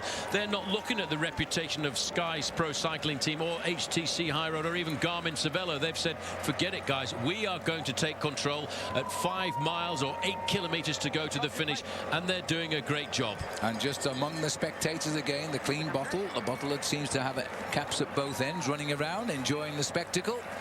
As we see the tail of the bunch here now, these boys are not going to be near the front for the rest of the race. They're hanging on in. But Steve Bauer has put these boys right. He's told them how to ride a sprint finish, because the domestics are doing what Team Sky did yesterday. And you can bet your life the last man in blue jersey will be Kevin Latham, as he's looking to lead him. There's been a crash there. One or two riders are down, and that's a Leopard Trek rider who's gone down, and ouch, that has hurt. Is that Jens Voigt? It looks like it could be Jens Voigt. Let's just have a look and see. It was right up at the front end of the main field. Somebody went down. That was a touch of wheels. They're taking risks. This is going to be a risky finish, and somebody else has gone down extremely hard there in the middle of the road. Well, Jens was the second rider down. They all hit each other. That was a really unfortunate situation. One rider went down. Now, this rider here did hit his head on the road as he collided with the fallen Jens Voigt. Voigt will go on. They do lose time, I have to say, because 7 kilometers from the finish, there's Voigt. He almost got round that crash there. You might have noticed he'd locked up his back wheel, and he was trying to get round the rider who went down first. And I think that's one of the riders from United Healthcare who went down first. But Voigt just about held it up right there. Now, this is an indication there's a lot of nervous riders in this main field, and that's because there's still many of the sprinters feel they've got the chance. They're taking risks, and they take the risks going around those corners. Over to the left-hand side, you've got Team Sky in third position in that line of riders from Team Sky is Ben Swift. They're waiting for the moment when they're going to try and open up the gas and repeat yesterday's win, but it's still the Canadian squad of Spider Tech in complete control. Now, I'm wondering if that crash was caused by the studs, which is dividing the highway here. They had raised studs, and I'm wondering if the rider hit those that caused the problem. Anyway, we've left 3 riders behind and losing time. This is one of them. Jens Voigt is now going to have to ride home. He was very unlucky. He almost did get round it. For the boys at the front, though, and Spider Tech are leading the charge now. They're thinking of one thing, and that will be victory on the day. Voigt a little bit knocked around on his elbow there. I think he's okay as he continues to ride to the finish. He will lose time today because we're not inside 3 kilometers to go. 1.8 miles from the finish, and you get the same time as the man who wins the day. If you're with him when you fell off, that is. Well, you might just now notice that Team Spider Tech are losing a little bit of control at the front end of the main field. They've used a lot of ammunition to get up here. They've actually got a couple of sprinters. Kevin Lecombe from Team Spider Tech was in 4th place yesterday, and he really did make a big gallop to the line. But Martin Gilbert a couple of years ago really created the surprise at the Tour of Missouri by taking out the penultimate stage on that race. Now, the movement now. Riders have sensed a slight slowing in the pace there by the boys from Spider Tech, and they're taking the opportunity to move their men up near the front. I don't know whether they've got the strength in depth to stay control of this peloton. Spider Tech now running out of ammunition there at the front. Team Sky in the black are beginning to show as well. Yeah, but also in the pale blue jerseys, Team Saxo Bank are waiting in the wings to take up the pacemaking. You do not need to start your lead out too far from the finish, because all of a sudden you run out of power, you get swamped by another team, and you get blown away. And that, I think, is what's going to happen to Spider Tech here. The team in second row, Team Saxo Bank, are waiting for their opportunity to come up and try and see whether they can get JJ Haedo a victory. Haedo, of course, had a great finish yesterday, coming inside the top 5. We're heading up towards the bell now, and it's still Team Spider Tech driving at the front here. There's the bell. 1 lap to go. 3 miles from the finish. 2.8 miles now. 5 kilometers to ride to the finish. We've lost 3 riders this time around. Now, some cool, calm faces going through because they don't care who wins the stage. But these boys at the front most certainly do. And Saxo Bank are looking for JJ Haedo. They've taken over the charge. They've taken over responsibility as they come into the final lap now, Phil. They will be touching 35 miles an hour. If we have a radar on the finishing straight, you can see speeds in the final sprint, the final 100-meter burst of the line, approaching 45 miles an hour. But currently, it's fast. Currently, the control has gone to Team Saxo Bank. 4th rider in that line of riders will, of course, be JJ Haedo. He's leaving it all up to his team. I wouldn't be surprised if Michael Matthews was too far away, because he'll be looking for a win this afternoon, as too will Oscar Freire. But Tor Hushoff in the white jersey there, sitting right in the middle, is feeling confident. Yes, I've noticed Kevin Lakem is still in this hunt. He's just tucked off to the right or the left as we look at the pictures at the moment. But also there, Martin Velitz is still setting the pace to try and put their man in position, Matthew Goss. Now, Team Sky have got control. Shades of Sacramento yesterday. Hushoff is sitting about 8th or 9th. He's the white jersey going around that bend now. He's better positioned than he was last time. But Sky are confident, and the yellow jersey of Ben Swift is in perfect slot. Well, they've got exactly the same position as they had yesterday, Phil. They've got 5 riders at the front. The 5th rider in that line, of course, is going to be Ben Swift. They're looking for another man to come up to the front here. They're going to use all of their ammunition here this afternoon. Swift is sitting very comfortably in about, well, he's actually drifted back a fraction there, Phil, because I make make him about 8th or 9th. He's lost the line, he's lost the organisation. Team Sky need to get themselves back together, get themselves back in control at the front end of this field. Dowsett is the man, very good individual time trialist. He's on the front now, looking over his shoulder for some help and assistance. Dowsett is going so quick, the whole team are having a job keeping him under control. I think there's daylight there with Dowsett going so quick. And now you're right that Ben Swift has lost. He's got his position back as he's come off that bend. But Team Sky now have got the control once again. Matthew Goss is getting in on the picture as well. Back to the finish line. This is rather a sad sight. Jens Voigt, the most popular man in the race, 40 years of age this year, just following the course to its conclusion today. Everybody waiting for the right moment to move, but this is Sky. They've got the organisation, they've got the overall lead, but they're waiting to try and make it win number 2 here this afternoon. Every now and again, I can just see Bernie Eisel in the white jersey of HTC High Road popping his head around, waiting for the moment. An organisation on the left now is coming forward in the orange jerseys. That's Rabobank, that's Michael Matthews, that's Oscar Ferreira. This is going to be a real sprint to the finish. Yes, for the first time, those orange jerseys are breaking through, and there's 3 of them down there, hauntingly on the left of our picture. The men in black, there's one shot off now. It's leaving just 2, and I bet it would be Matthews and Oscar Ferreira as we hang tight for the corner here now. It's a dizzy old race around the streets of Modesto, and Team Sky are looking as though they're up for it again today. Well, Team Sky have got control. Bernie Eisel looks over his shoulders. He's had enough for this afternoon. There's still 2 riders riding closely together for HTC in 6th and 7th position. That will be Lee Howard. On his wheel it's going to be Matty Goss. Peter Sagan is coming up into 8th position, but still Team Sky have got control at the front end of the main field. Not too far away to challenge JJ Hayedo, but tucked in there right on the wheel of Greg Henderson in 4th position is the overall leader, Ben Swift. And Peter Sagan is that dark green jersey just waiting too. He is also tucked in there behind TJ Van Garderen as they line up towards the finish. Sky are breaking into this, but so too are Rabobank on the left. Watch out now, because Oscar Frere's the little man going under the Kenda 1 kilometre as he goes through. And then second wheel of those, that in fact is Oscar Freire as they line up for the finish. Well, they're all looking for position now. Team Sky have still got the position, and you can see Ben Swift battling to stay. There's a crash there. Down. That was a Saxo Bank rider, went down very hard there, but it's not going to affect the front end of the main field. No, and he sat on the road, and the skill of these boys who all went around him now. The final launch for the line, we're about 600 metres out. Is this going to be a 1-2 for Saxo Bank? The Saxo Bank boy there was Baden Cook, who went down with a terrific bang, but he seems okay. We need to get back up with the action because they're approaching the finish now. We leave gun. There's been a crash here too. And that is Michael Matthews gone down. It is Bling himself who has gone down. We never saw that happen. No. As they break for the line now, we're heading up towards the finish. There's a Sky rider tucked under the banner. Here he comes, Swifty on the left. He's gritting his teeth, but he's too far back. But it's not going to matter. As Goss comes up towards the line now, Hayedo on the left of the line, and Sagan. And it's Greg Henderson who wins it. My goodness me. Well, the chaos there. Henderson was the man leading out, and he, in fact, was supposed to be leading out to Ben Swift, but in the charge for the line and the confusion and the crashes, in fact, it was Greg Henderson. Let's have a look at this. Peter Sagan starts the sprint in the dark green jersey as the leader of the points classification. Hayedo is over there on the left-hand side. At this point, Swifty in the golden jersey, well, he's sat up. He can't get through any of the traffic works at all. And over to the right-hand side, the man who was leading out the sprint, he's not even in the picture. I can tell you it's Greg Henderson. You can see his arm going up there. Thank you very much, Mr. Henderson, former world champion on the track. And he said, where was me mates this afternoon? Well, I'll take this one. Well, I make that Greg's 50th win of his career. He started as a pro back in 2002, and Team Sky have delivered with the other sprinter today, the man that sacrificed the win yesterday to launch Ben Swift across the line. Henderson has got his own victory now. Well, look at the gap. He was leading out. He wasn't even riding his own race at this point. He's got himself a massive acceleration. It's up to everybody else to try and pull himself back up to his slipstream. Tor Hushovd just about does it there. JJ Hayedo over the right-hand side fades just into 3rd position. Sagan in 4th position on this occasion.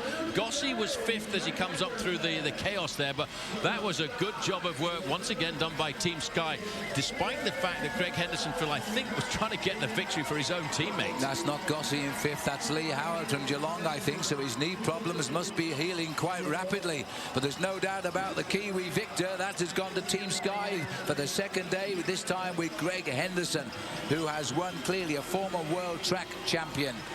Well, there's the local theatre here. That's literally just on the other block from where we just finished. We have seen on screen here one of the great finishes to a bike race as the sprinters formed so well. And in the end, it didn't quite go according to plan, but Team Sky still won. Absolutely amazing here. We'll try and get you the results as quickly as we can. I think JJ might have just pipped Tor Hushoff to the line there. But we're waiting for those computers on the bikes to come up on the screen. Greg Henderson won. That's his second win of the year today. He won the third stage of Paris-Nice this year. And now he really can produce the goods. Just on coming up 35 years of age in September. There's the scene on the finishing line as the riders limp in. Let's hope that they're all okay. One or two sore bodies tomorrow, that's for sure, when they go out on the long mountain stage up to the Sierra Road. We'll take a break, and as always, when we come back, we'll bring you right up to date with the race situation, the podiums, and the standings in the Amgen Tour of California.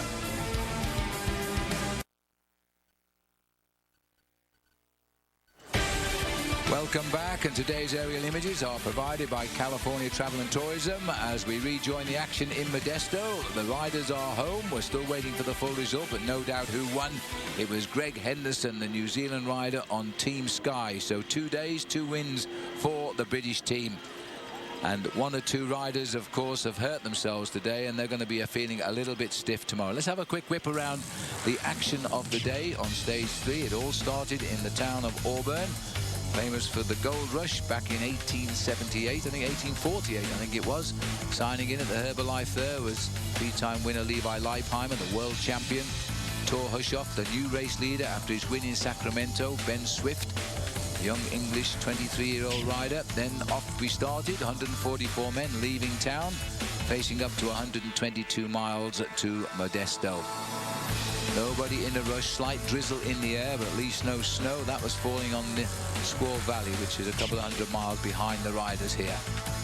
Attack starting from the gun today, and finally 7 riders getting clear of the field. This is a move coming from Phil Gaiman of the Kenda 5-Hour Energy Team. Quickly joined by Christian Meyer, Jan Barter, Andy Jacksmain, James Driscoll, William Dixon and Mike Creed.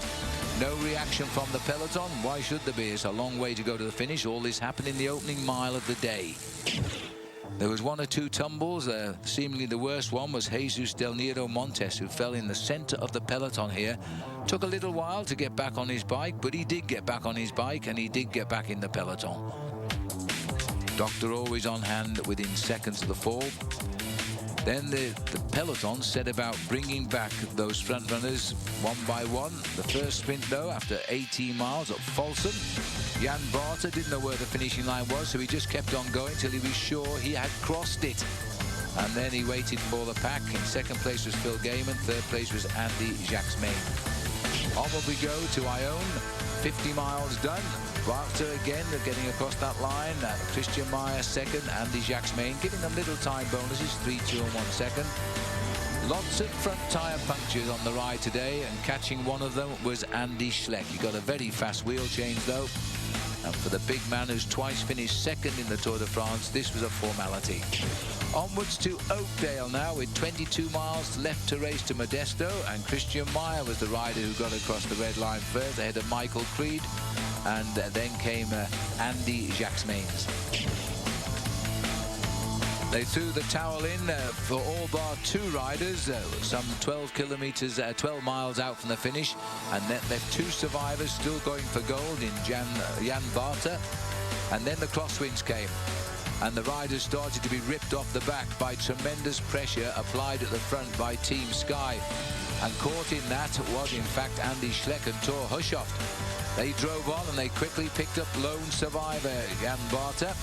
There was 12 miles left to go. The field were all together onto the circuit, and then the crashes started to happen. Caught in this one was just sat on the road there was Jens Voigt. And that's where Voigt just catches the rider there as he tries desperately to avoid him. And then that third rider, and we don't know who it was yet, he really hit his head on the road there. The crashes continued too. We had more fallers on the way. This is the same crash from a different angle. 5 kilometers left to ride. The field got the bell. and Team Sky took control. The men in black doing what they did around the streets of Sacramento. But the crashes weren't to end here now as they lined up for the finish. There was going to be more crashes there. That was Baden Cook who sat on the road. Amazingly, they all missed him. Then it was Michael Matthews went down on the left, the under-23 world champion. Cookie got underway. His day, job done for the day, though.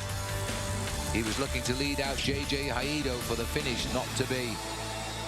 Team Sky took control, but they couldn't find their young yellow jersey of Ben Swift, so Greg Henderson, the lead-out man for Swift yesterday, had to just find the strength to do it for himself, and chased by Tor Hushoff all the way to the line. But Greg Henderson saw his chance. Challenged there by Sagan, as Henderson hangs on in there. It looks like JJ may have got second, Sagan possibly fourth, and maybe Lee Howard fifth. We're still waiting for the final result. The white jersey, the world champion, being third to me. No doubt who the winner was. I make it Greg Henderson's 50th win of his career today here in Modesto. We can now show you the confirmed results. Let's have a look. Henderson, Haido, Hushoff and Sagan it was, and Lee Howard in fifth place. Despite coming back after a knee injury, he's starting to sprint rather well. The man from Geelong, which is the same town where Tor Hushoff won his world title last year. Lycombe was in the places again in sixth place. The Spider-Tech didn't waste their energy today. Robert Foster, the German on United Healthcare, seventh. Taylor Finney, 2 days running, finishing in 8th place.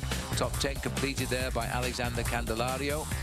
Only 11th for Ben Swift. It might make a difference in the race for the yellow jersey. Overall, Lars Bohm was in 12th place. Top 15 there, completed by Jelly Belly's Ken Hansen.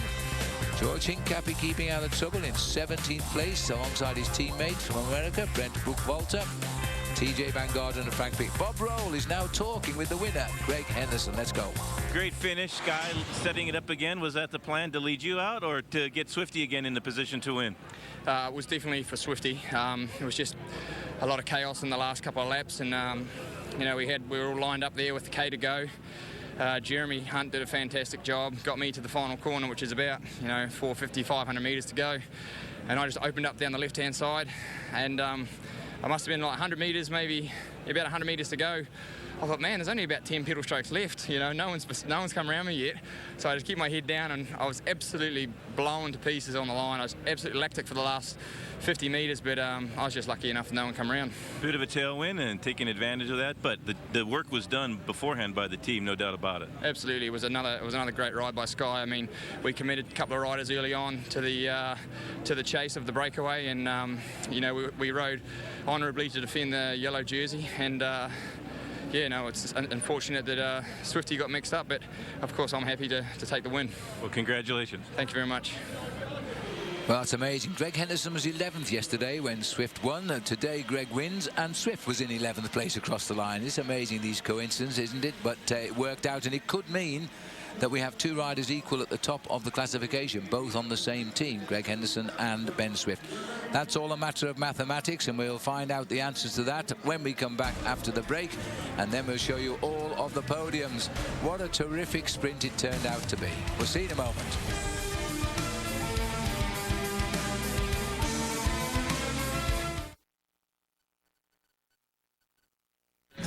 Welcome back, and just as we come back here, Greg Henderson comes on board. He's just been declared the new leader of the Amgen Tour of California. It's an amazing coincidence, but Ben Swift won yesterday and finished 11th today.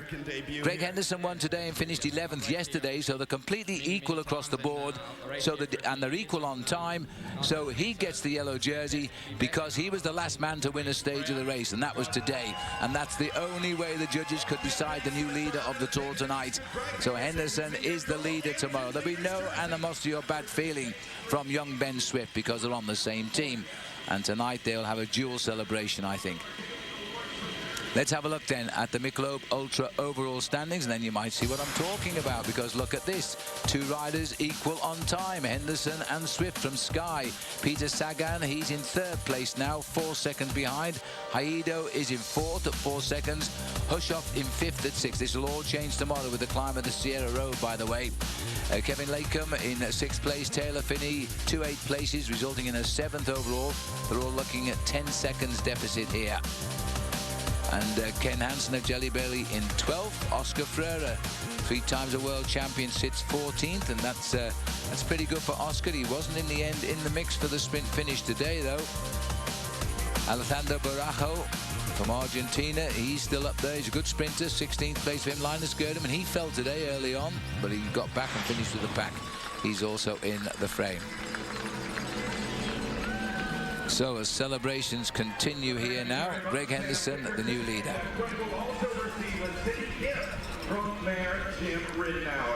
Now, it's a strange thing here, Paul, but we give the yellow jersey before we introduce the stage winner. But here we go. The stage winner here in Modesto is for Greg Henderson. Very nice trophy as well.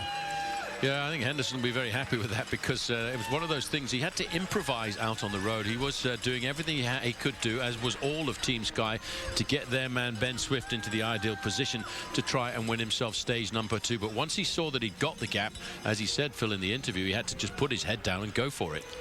Had no choice. He'd lost all of his team in the run-in, and you saw the face of Ben Swift. He was gritting his teeth, but he didn't have the same finishing power of yesterday. That run-in, I think, was a very, very fast run-in. It hurt everybody concerned, and he just couldn't hold that front position in the last few hundred meters or so. Well, if we've got a number of sprinters at the top end of the leaderboard, here's JJ Hayedo. He's been knocking on the door. He's won 5 stages individually of the Amgen Tour of California since its inception, and he's still proving to us, Phil, that he's got a fast pair of legs, because he came back very quickly. Well, he's an Argentinian, JJ, but I think he's lived in the States so long now. We always think of him as an American cyclist. He rides on the Saxo Bank team. Well, there's only one place left for JJ to go now, and that's onto the #1 position. But sadly, he is a sprinter, and we're running out of stages for the sprinter. It's what we call a hard man's day out tomorrow as we climb to the top of the Sierra Road to finish. Let's hope the weather holds, because the rain clouds seem to follow us. The world champions on the podium anyway, and that's the best place to be. Former winner here in Modesto, Thor Hushovd, have to be content with 3rd place this time. Well, I think he's looking a little bit happier than he did last night, Phil. 7th on the opening stage, 3rd. That means he's getting a little bit closer all of the time, and he could be looking for a hard man finish a little bit further down the road of this Amgen Tour of California, because never discount Thor Hushovd. He knows how to drag his body over some of the mountains on occasions. That's how he won the green jersey in the Tour de France. He can score points in the mountains as well. With the top 3. We like to call those jersey presenters up to the stage now.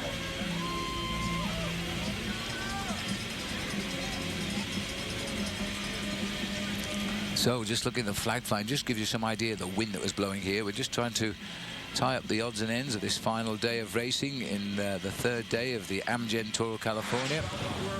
That's the sprint to finish it off. Henderson wasn't meant to win, but when he had to, he did so.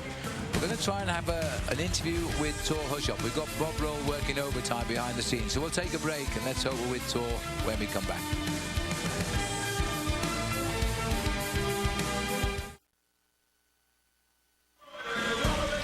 Welcome back. The Amgen Tour of California comes to a halt in Modesto today. Stage 3 from Auburn, 122 miles it was. Been taken out by New Zealand's Gregory Henderson, who rides for the Team Sky, which also won with Ben Swift yesterday. An incredible double, and it's in fact Henderson who tomorrow, as we go up towards the Sierra Road, who carry on. So as we look out across Modesto, let's quickly update ourselves with the boys from Hockey Centre. There's a big game on tonight between Tampa Bay and Boston, game 2 in the Stanley Cup playoffs. So let's join Liam McHugh and the team at Hockey Central.